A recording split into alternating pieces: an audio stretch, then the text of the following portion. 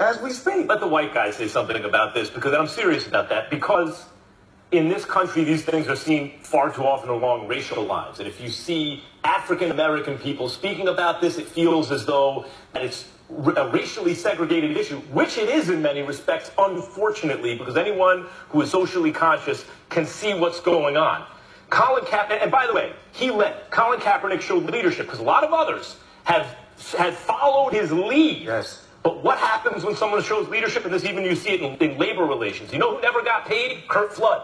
You know who got paid because of Curt Flood? Everyone else. It is very possible what we're seeing now is the sacrifice of Colin Kaepernick's career on the altar of social and racial progress. And when he doesn't get a job, and I did not come out right away when they said blackballed, right? I did not come out right away. Max, preach. Yes, that's what's happening, because I thought he's looking for a starting job. Maybe he's seen as a bubble starter. You got to change your offense. He'll get a backup job. But now the results are in. The evidence is in. He does not have a starting job. He does not have a backup job.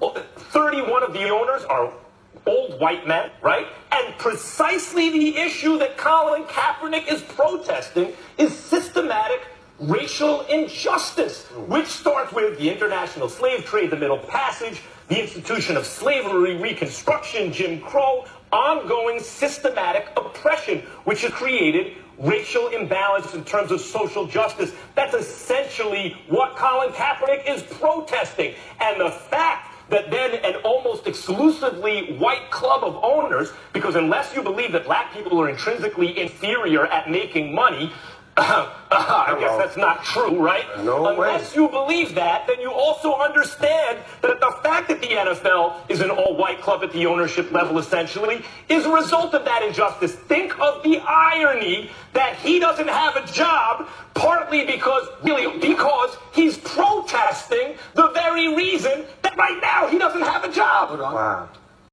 I feel like we losing it. You know what I'm saying? I feel like the people that are in control of what hip-hop does is so fucking white and so fucking Jewish until they don't give a fuck about what the culture and the craft and what it really is about. I don't know if the motherfucker is trying to really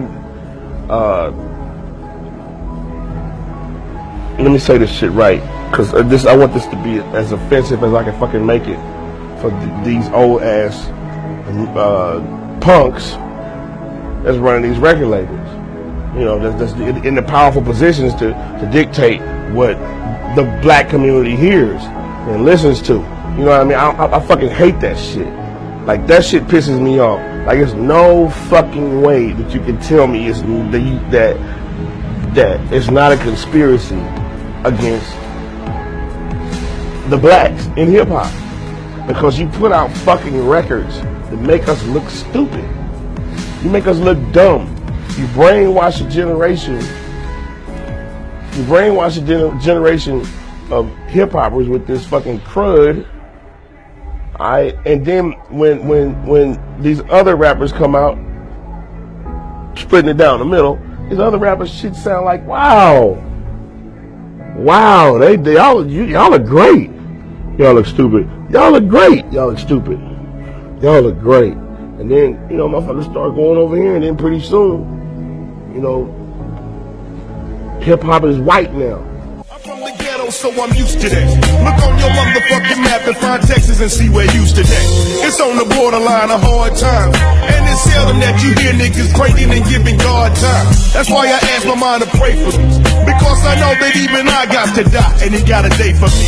And every morning I wake up, I'm kinda glad to be alive. Cause thousands of my homeboys. Why were they blaming the corporations? I mean, shouldn't they be blaming the artists who are also putting this kind of music out there that some say is destructive to the black community?